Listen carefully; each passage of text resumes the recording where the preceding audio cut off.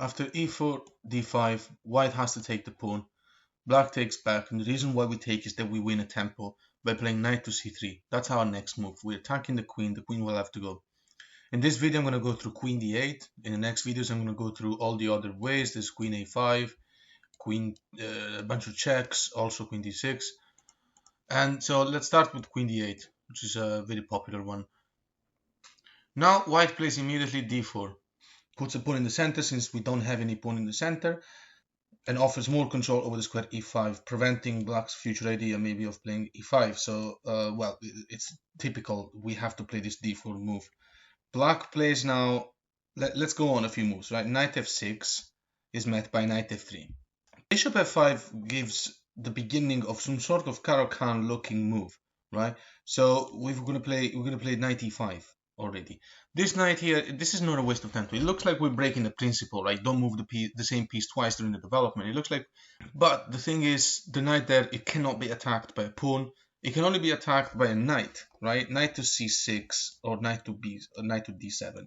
The pawn in f7 cannot move. And the knight there is protecting the square g4, which is crucial because we want to start pushing. So that's why I mentioned the Caro-Kann before, because this is very similar. It goes on with the bishop g4 being attacked and then h4 and so on. So after knight e5, let's play a very normal move for black, e6, right? So that we can see how this plan looks like. g4, attack the bishop. So now the bishop goes to g6. Next move by white is bishop to g2. This is already making a threat of bishop takes b7, trapping, winning the rook. Black has to do something about this. Of course, the knight cannot be played to c6 because you can just take it for free. And if the pawn takes back, then bishop c6 wins the rook, well, wins the exchange.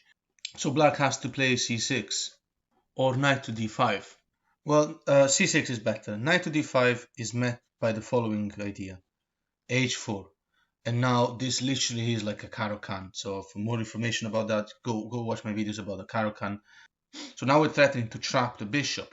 A move like knight takes knight wouldn't make sense because then we can take back, and now we still have the threat in b7. Black will have to respond it with c6 because knight c6 is not possible since we're going to take it, and yeah, we're going to take it for free because the bishop is attacking c6 as well.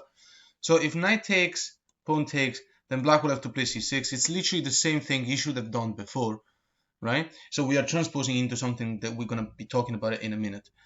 Also, the problem with this specific line by playing knight d5 first is that allows us to win a lot of tempo. So with h4 and after c6, which was needed to stop the bishop from trapping the rook from b7, we're going to be able to push h5 and win the piece, the bishop basically.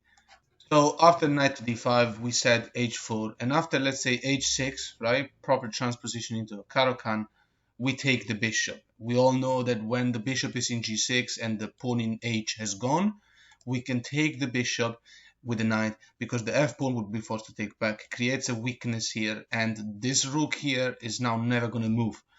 So after this move, we have to play queen e2, and now we're completely winning.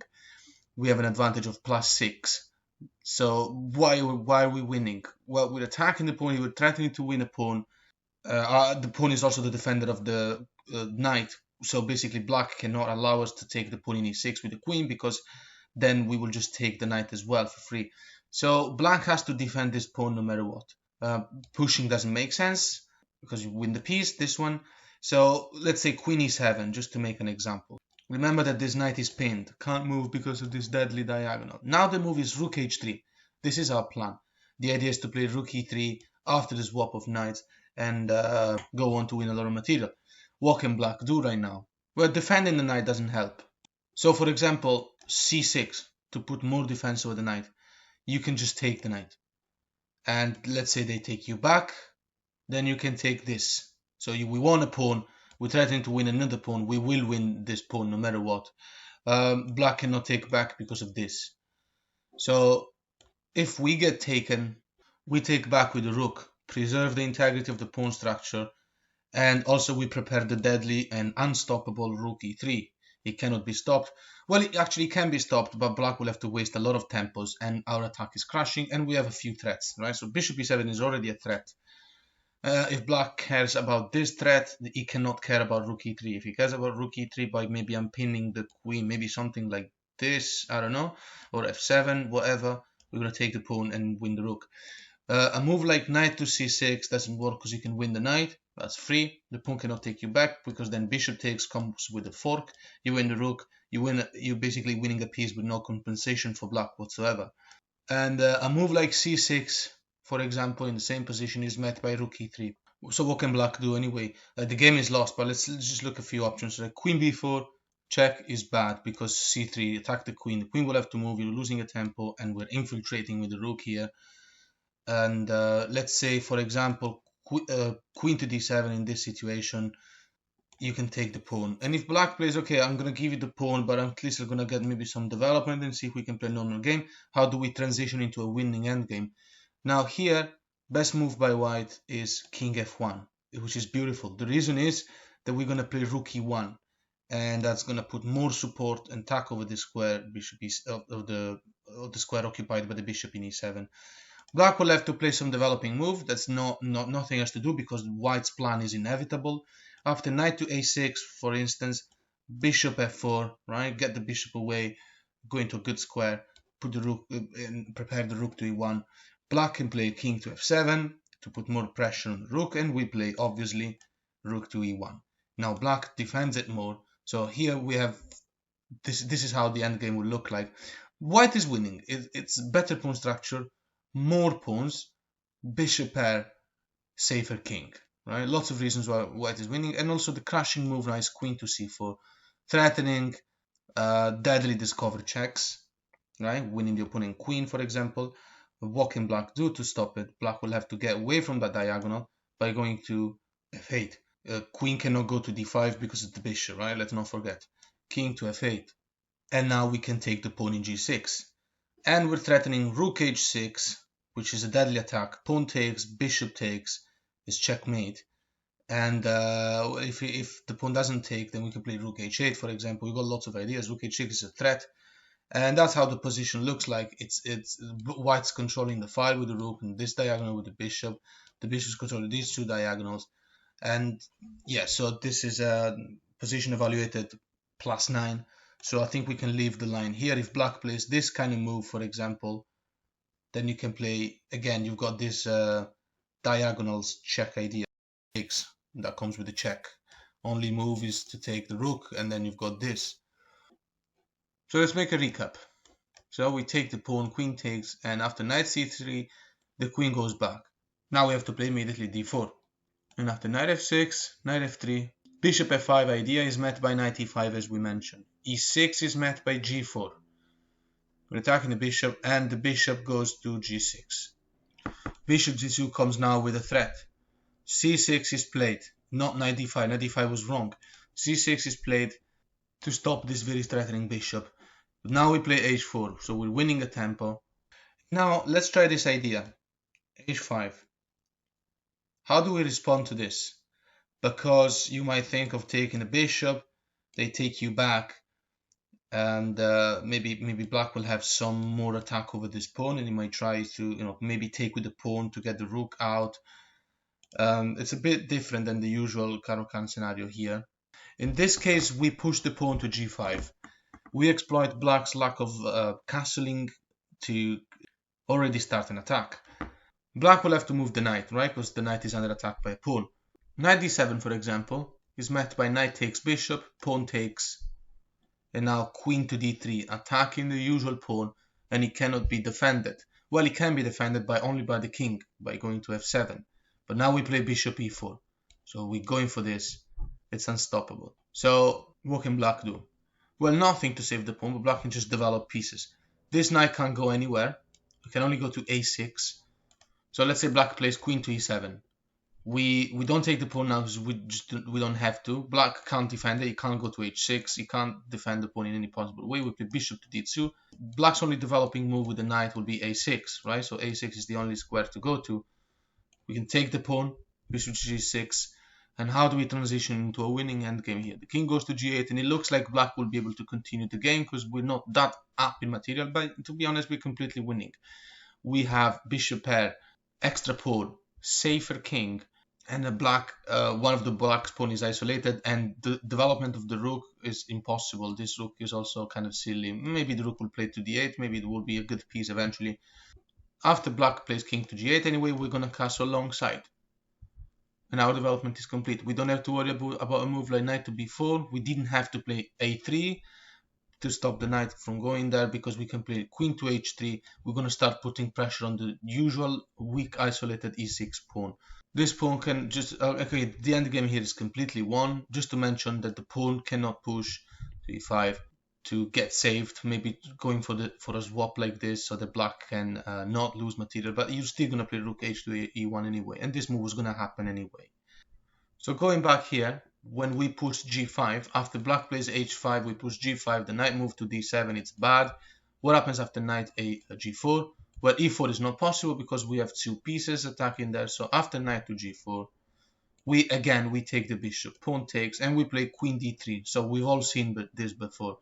And only way to protect the pawn in g6 is king to f7. But that then leads to us playing f3, which traps the knight, right? The knight's got nowhere to go. It's trapped, right? We're going to win the piece. So what happens if the king doesn't play f7, but rather identifies that the knight in g4 can be attacked by f3 and eventually taken? So what can black do to stop that? Well, nothing.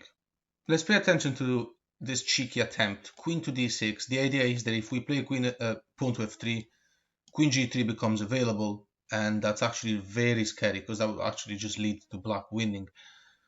And after queen d6, you just play knight e4, attacks the queen, protects g3, so that you will be able to play f3 no matter what. And after the queen moves away, f3 wins the game, right? Because you win the piece. Best would be here queen to c7, because it does the exact same thing, right? Just from a different square that cannot be attacked by the knight. Now here we take the pawn, check, king moves, and now we play knight e4. This time the knight is not attacking the queen because there's nothing in d6, but it's still threatening f3, and the knight will be protecting g3, not allowing the queen to get there. And that's how black play will lose the knight. If black is really desperate, he can play queen a5 check. We have to block with the pawn. And after queen to f5, black's idea is that after the queen swap maybe, and pawn takes back, black can unite the pawns. Also the knight will have to move away, and then black will try and sort things out later. Well, we accept it, because after pawn takes, knight g3, and this knight is still in the same trouble.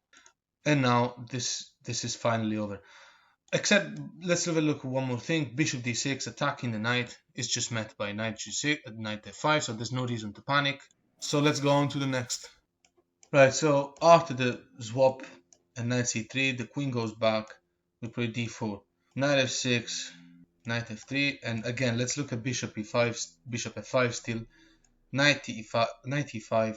What happens after knight c6? This is already a blunder, because we can play bishop b5.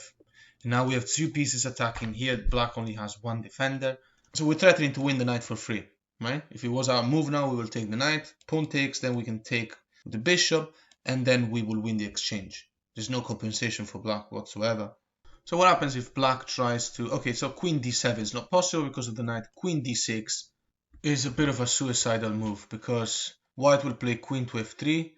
There's now 3 attackers on c6. And after the bishop is forced back, we're just so much better. We're going to play bishop f4 with threats on the queen. We're threatening, for example, knight to g6, winning the rook, because the knight will not be able to be taken, because then the bishop will be taking the queen. So the queen now will have to move again. So we're just developing and developing. If the queen takes the pawn, for example, we will play rook d1. We're still developing. The queen now will have to move away. So let's say queen to b6, just to make an example. This is just to illustrate. I mean, here the position is +9. You just got to go here and figure out your own tactics. I'm just playing the following moves just to provide a few different scenarios, but the situation is just completely one. After this move, you take the bishop in d7, and then when the knight takes you back, you play knight to d5, and that's game over, right? So why did I need to illustrate this position? It's just to make an example of all the tactical motive that will appear with such setup. So now it's got two pieces attacking c7. The queen cannot take the bishop because knight c7 wins the queen. After the queen moves, just protect the check with a pawn b4 and also attack the queen. And the queen can't take the pawn because of the knight. And well, now the queen will have to move away and we will finally get to c7. We're completely winning. If knight takes pawn, for example, we still have this check. We have a threat. If king moves, we have a threat of taking as well. If queen takes, we will just take the queen.